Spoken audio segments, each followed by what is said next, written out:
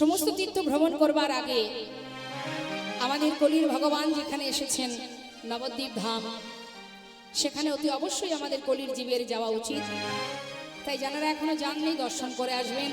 যেখানে যান তাতে কোনো দুঃখ নেই, কিন্তু সর্বাগ্রে গৌরহরি চরণ দর্শন করে আসবেন।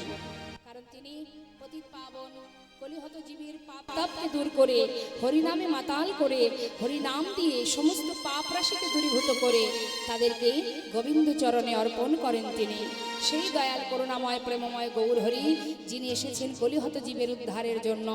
চলুন যাই সেই গৌরহরির চরণে আমরা প্রত্যেকে গিয়ে মননে মানসে প্রণাম করে আসি। নিতাই গৌর হরিবল হরিবল গৌর হরিবল। ছোট করে আমরা গৌরচন্দ্রিকা সাধন করব, তারপরে চলে যাব আমরা বৃন্দাবন লীলায় কৃষ্ণ আর সুদামার মধুর মিলন দর্শনে। নিতাই গৌর হরিবল। লীলা পরিবেশনে ভুল ত্রুটি হলে সন্তান জ্ঞানে সকলে আমাকে ক্ষমা করবেন। জয় রাধে।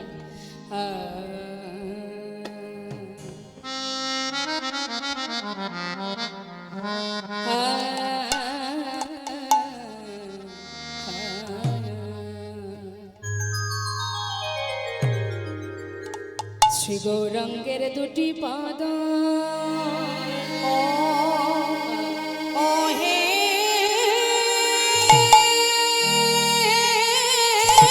একবার সবাই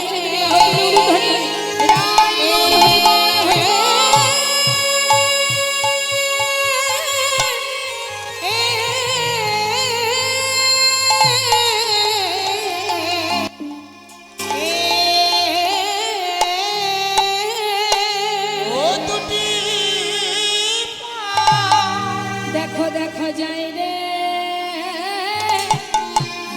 ভাবে ওরে আরে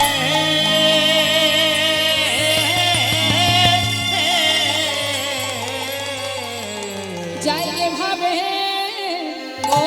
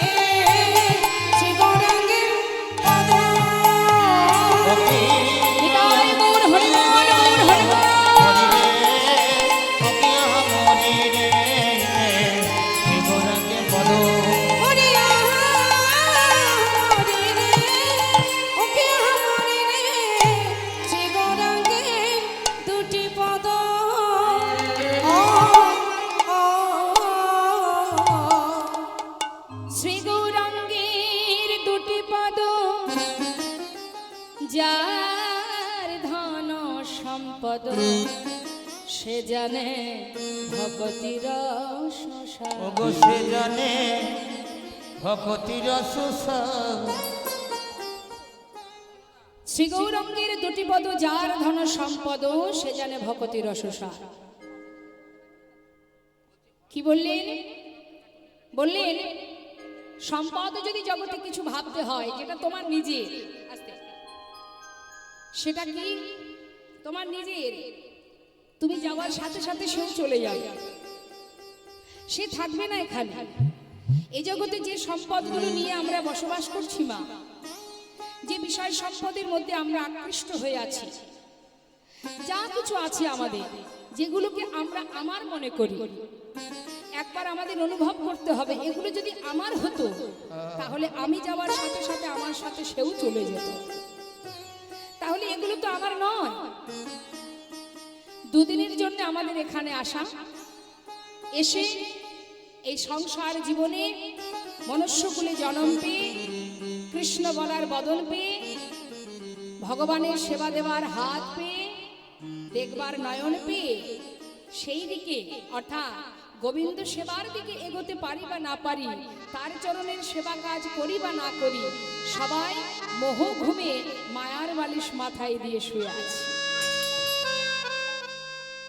অনিত্য বস্তুকে নিয়ে জীবনযাপন, হানাহানি, মারামারি, কাটাকাটি চলছে।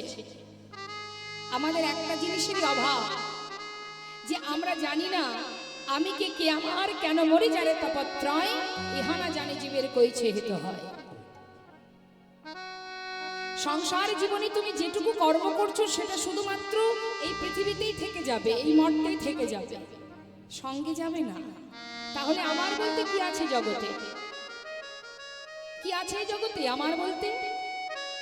এই যে দেহটা, এটা কি আমার? নিতাই গৌর হরি বল। যে দেহের প্রতি আমাদের এত গৌরব, এত অহংকার, দেখবেন কারোর যদি বাবা একটু সুন্দর দেখতে হয় তার মধ্যে অহংকার হয়, আমি খুব সুন্দরী আছে। কারোর যদি টাকা থাকে সে অহংকার করে আমার এই আছে ওই আছে, টাকার অহংকার। তাহলে তুমি যে জিনিসের অহংকার করছো তুমি একবার নিজে বিচার করে দেখো, এই বিশ্ব ব্রহ্মাণ্ডে তুমি কতটুকু জায়গায় নিজে নিজে দাঁড়িয়ে আছো। কি আছে তোমার? কিছুই নেই। যা কিছুর মালিকানা করছি এটা মালিক নয়, আমরা সকলেই যা কিছু আমাদের আছে দেখভালের জন্য ম্যানেজারই করছি।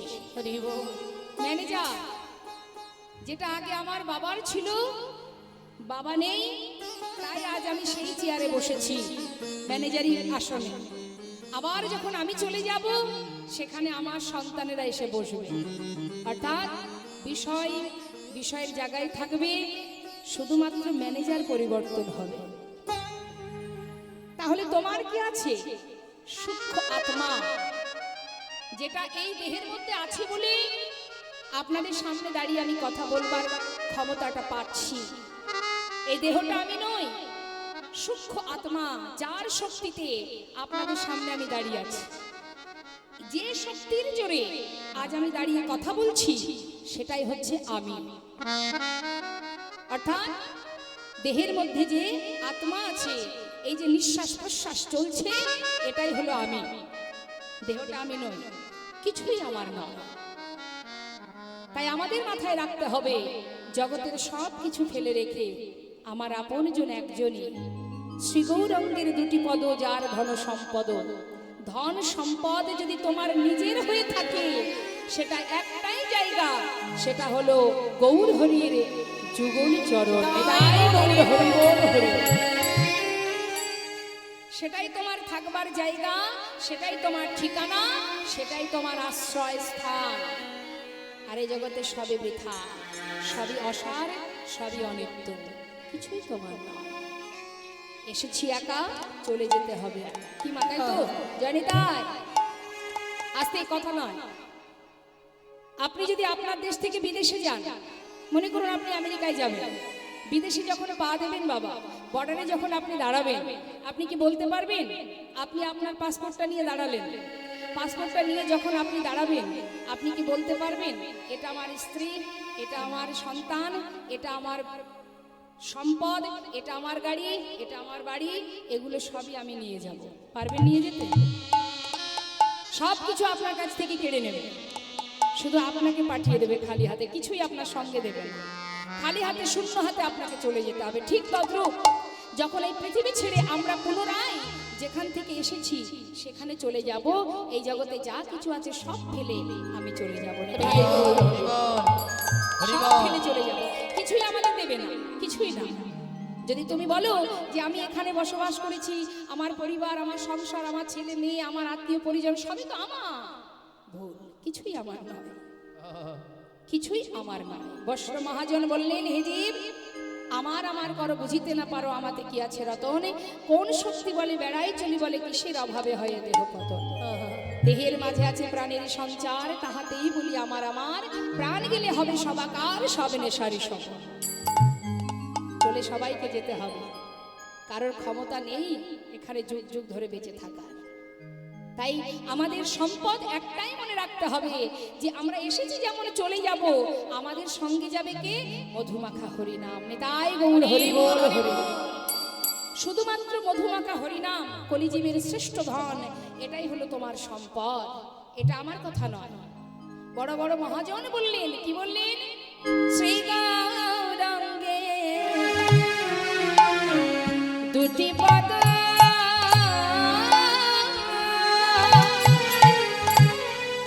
অগজারি খানা সম্পদ আমার শ্রী গৌরাঙ্গে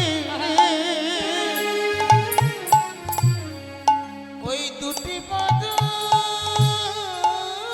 নিতাই গৌর হরি বল। ওগো যার ধন এই সম্পদ সে জানে, জানে, জানে গো, সে জানে, জানে,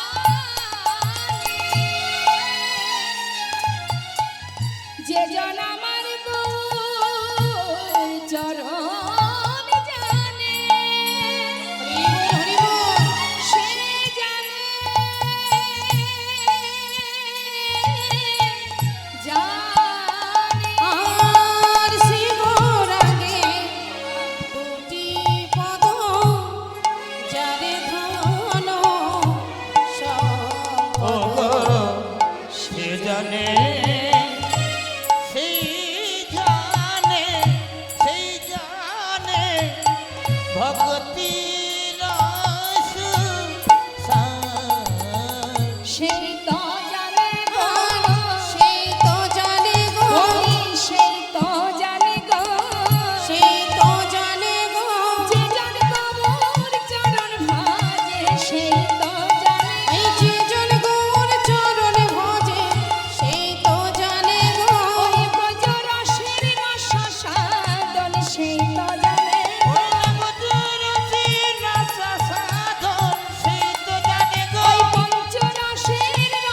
সাধন, সেই তো জানে, ওই পঞ্চরসের রস সাধন, সেই তো জানে গো।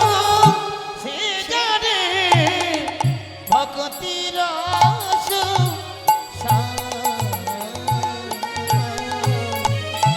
যে জন গৌরচরণকে নিজের বিষয় সম্পদ মনে করতে পারে, মহাজন বললেন একমাত্র সেই জানে ভক্তি রসসার, অর্থাৎ ভক্তি যে কি সেটা একমাত্র সেই জানে।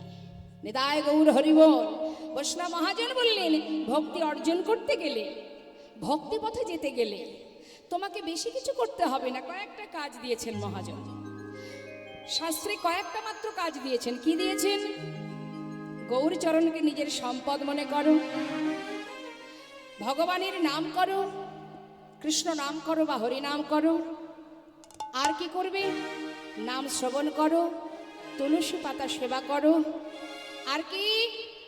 সাধু সঙ্গ করো, ভক্তের চরণধুলি অঙ্গে মাখো, দুফোঁটা বাড়ি বরিশন করো। কি গো মা, কোনো কষ্টের কাজ দিয়েছেন কি কলিযুগে? অন্যান্য যুগে ভগবানকে পাবার জন্যে যে কষ্ট করতে হতো জীবকে, কলিতে কিছুই করতে হয় না। কোনো কষ্ট নেই। কৃত্যে যদ্ধায়তি বিষ্ণু ত্রেতায় যজ্জতে মক্ষৌ দা পরে পরিচর্যং কল তদ্ধরি সংকীর্তন। কলিযুগে আমাদের একটাই উপায়ের পথ, মধুমাখা হরিনাম। মহামন্ত্র জপ করতে হবে। দেখি, হরের নাম হরের নাম হরের নাম এব কেবলম কালো নাস্তেব নাস্তেব গতিরন্যথা। নাম ছাড়া কলিজীবের নাহিয়ার ধর্ম, সর্বধর্ম সার নামে শাস্ত্রমন। সংসার জীবনে আমরা যে কর্মই করি না কেন, তার ভিতর দিয়ে নিজের কর্মটা করে যেতে হবে। নিজের কর্ম কি? মধুমাখা হরিনামকে জপ করা। কলিজীবের উদ্ধারের একটাই পথ। স্বয়ং মহাপ্রভু করুণাময় গৌর হরি জীবের ঘরে ঘরে এই হরিনাম দিয়েছেন। হে জীব, ধরুন গ্রহণ করো। তাই আজ মহাজন বললেন, যদি কোনো জীব হরিনামকে গাইতে পারে, হরিনাম যদি বদনে উচ্চারণ করতে পারে, জয় রাধে, হরিনাম বদনে গাইলে কি হবে? হৃদয় মাঝে কৃষ্ণ প্রেমের উদয় হবে। আর যদি কেউ হরিনাম শ্রবণ করে, দেখুন বাবা, এই জগতে অনেকেই আছে যারা হরিনাম গাইতে পারে না, অর্থাৎ যাদের বাক শক্তি নেই। বনের পাখি যারা, যারা বোবা, কথা বলতে পারে না, তারা হরিনাম গাইতে পারে না। কিন্তু মহাজন বললেন, যদি শ্রবণ করে তাতেও মঙ্গল। নামের এমনই মহিমা, তুমি যেভাবেই গ্রহণ করো না কেন, হেলায় বা শ্রদ্ধায় যে বা নাম লয়, ক্রমে ক্রমে কৃষ্ণ ভক্তির হয় উপচয়।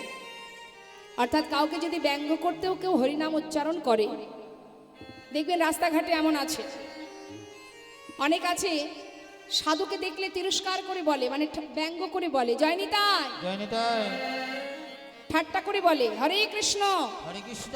সাধুকে দেখে বলে। কেন বলে মা? ব্যঙ্গ করার জন্য। মহাজন বললেন, হেলায় বা শ্রদ্ধায় যে বা নাম লয়, ক্রমে ক্রমে কৃষ্ণ ভক্তির হয় উপচয়।